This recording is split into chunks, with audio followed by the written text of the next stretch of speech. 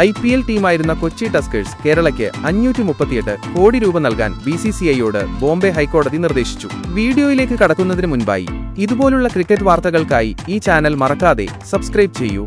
Arbitral ട്രൈബ്യൂണലിന്റെ വിധി ശരിവെച്ചുകൊണ്ടാണ് ഹൈക്കോടതിയുടെ ഈ സുപ്രധാന ഉത്തരവ്. ആർബിട്രൽ ട്രൈബ്യൂണലിന്റെ വിധിക്കെതിരെ BCCI നൽകിയ അപ്പീൽ ബോംബെ ഹൈക്കോടതി തള്ളി.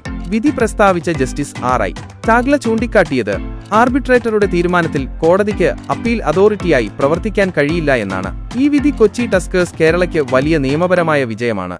നഷ്ടപരിഹാരം വേണ്ടെന്നും IPL കളിക്കാൻ അനുവദിക്കണമെന്നുമുള്ള ടസ്കേഴ്സിന്റെ ആവശ്യം BCCI തള്ളിയതിന് പിന്നാലെയാണ് ഈ വിഷയം തർക്കപരിഹാര കോടതിയിലെത്തിയത്. നഷ്ടപരിഹാരം നൽകുന്നതിനെതിരെ നിയമ പോരാട്ടത്തിനിറങ്ങിയ BCCIക്ക് ഇതിനു മുമ്പും വിവിധ കോടതികളിൽ നിന്ന് തിരിച്ചടികൾ നേരിട്ടിരുന്നു. അതിന്റെ തുടർച്ചയാണ് ബോംബെ ഹൈക്കോടതിയുടെ ഈ നിരീക്ഷണവും.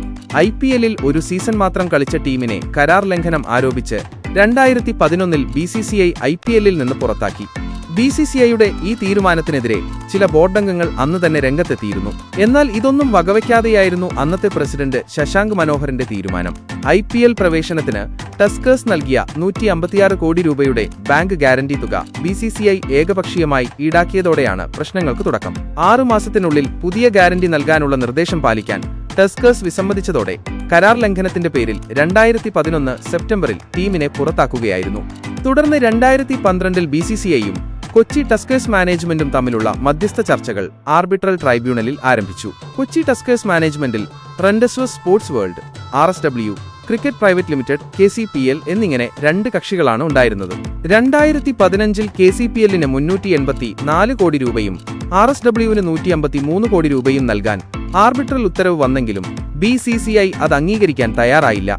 വിധിയെ ചോദ്യം ചെയ്ത് ബോംബെ ഹൈക്കോടതിയിലെത്തിയ BCCIക്ക് അനുകൂല വിധി ഉണ്ടായില്ലെന്ന് മാത്രമല്ല 538 കോടി രൂപ നൽകണമെന്ന ആർബിട്രൽ വിധിയെ ഹൈക്കോടതി പിന്തുണയ്ക്കുകയും ചെയ്തു.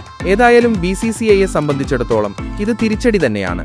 കൂടുതൽ ഊർജ്ജസ്വലരായി ഫ്രാഞ്ചൈസി IPLലേക്ക് മടങ്ങിവരുമോ എന്ന് ഓരോ IPL പ്രേമികളും ഉറ്റുനോക്കുകയാണ്.